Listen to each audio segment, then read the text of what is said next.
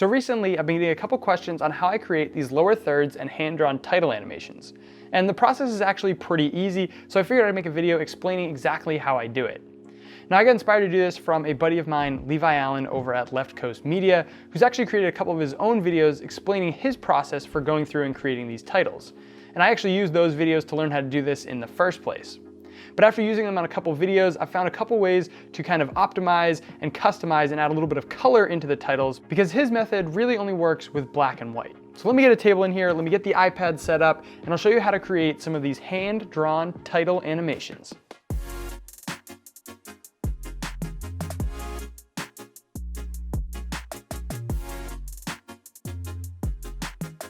All right, let's get started. Now, you don't really need much, you just need some way to draw in these title animations. Now, if you're using a computer and you have a Wacom tablet, you can use that to draw right in Photoshop and you can do a screen record.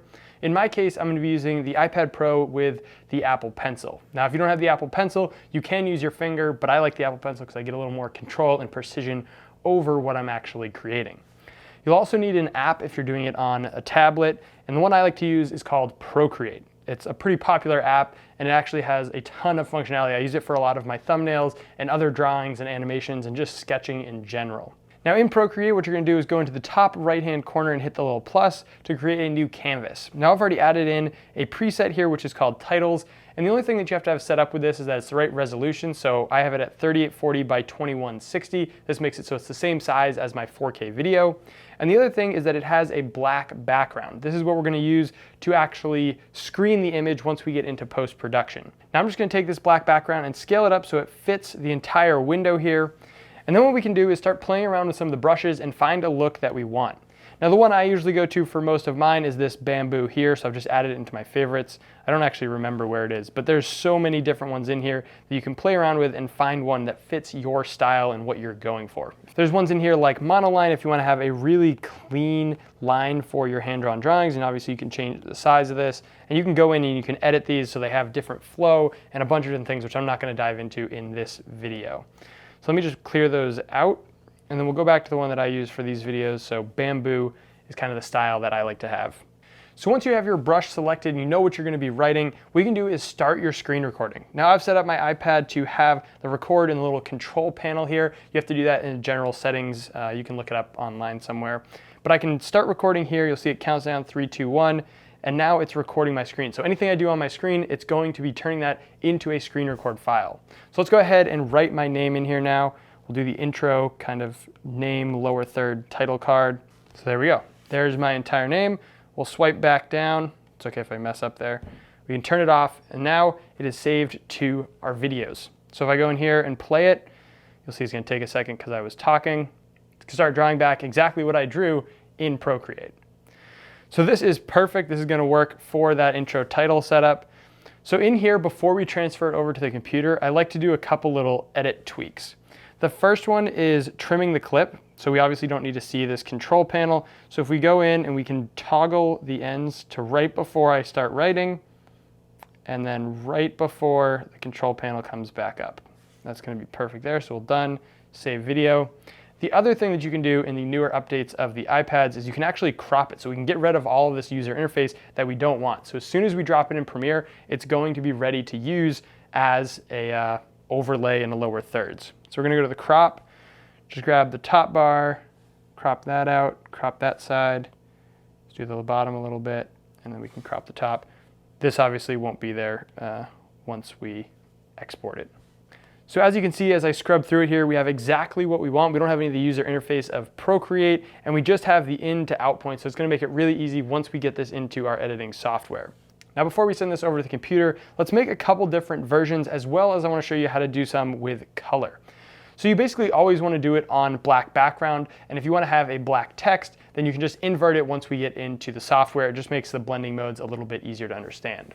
Now it's a little bit different once you get some color added in there, because the blending modes don't work properly. The way the blending modes work with the black and white is that it'll remove all of the black from the image and just leave the white text.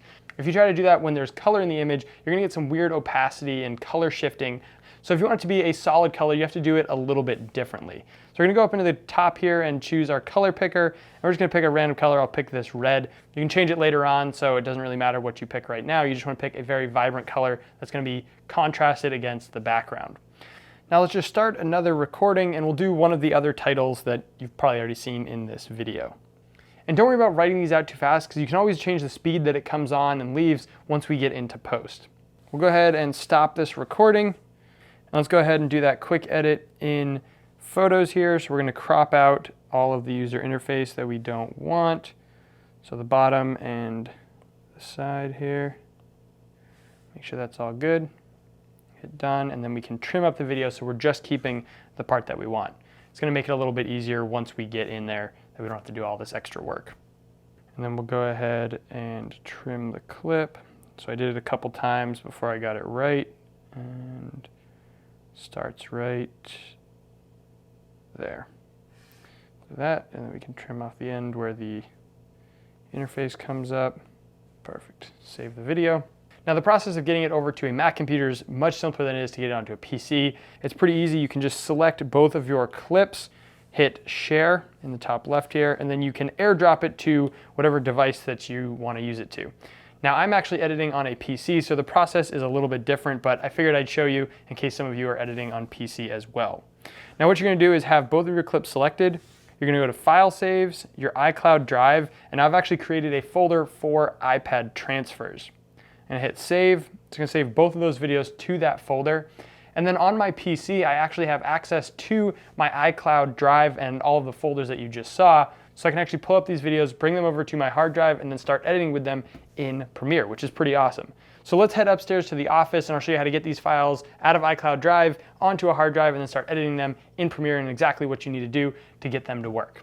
If you haven't already and you're using a PC, what you're going to want to do is go ahead and download the iCloud for Windows client. You can get it off Apple's website. I'll also leave a link for it in the description down below if you don't have it downloaded. And once you download it, you're going to get access to this iCloud drive in the Windows Explorer. And in there you should have all of your folders. So we have the iPad transfers folder, which we put those screen records into, and you can see both of them are right here.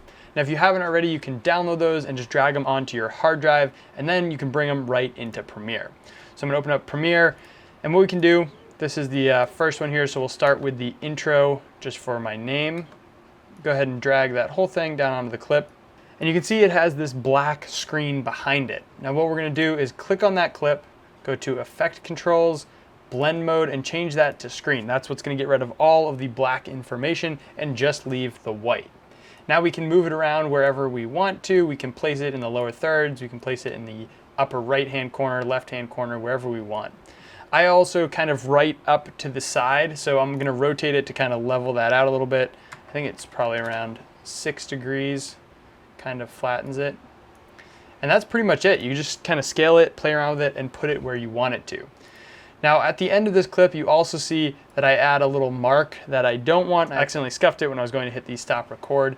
And what we can do with that is just go ahead and grab the crop, throw a crop on it, and then in the right side, we can do it like 3% maybe, one more, 4%. And that gets rid of it, and now we're ready to rock.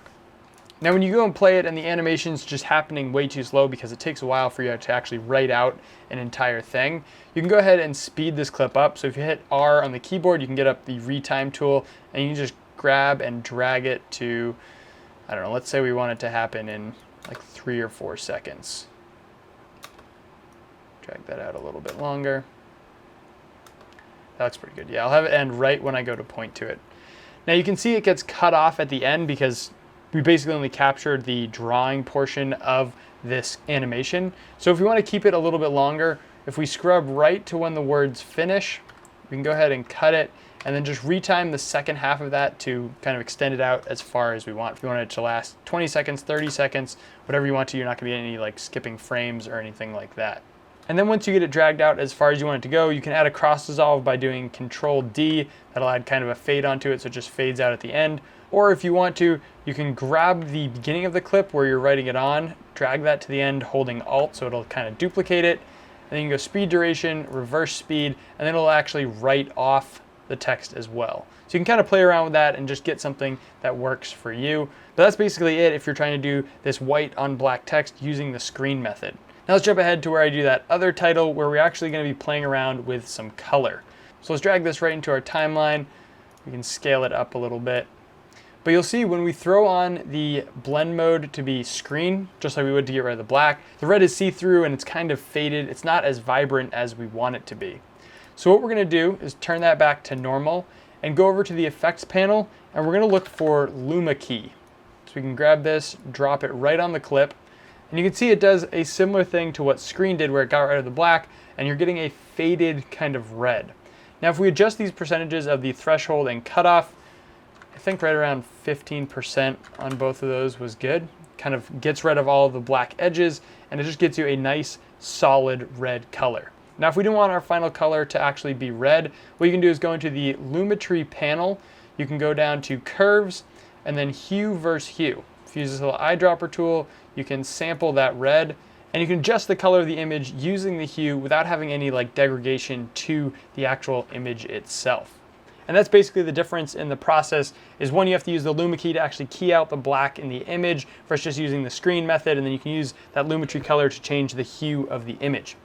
So I hope this one helped you out. I hope you learned a little bit about how to do these hand title animations. There's so many options with this and you can play around with it a ton. So that's gonna do it for me today. If you enjoyed this video, make sure you hit that like button, subscribe for new videos on filmmaking, editing, photography, drones, kind of whatever we end up shooting here, and I'll see you in the next one.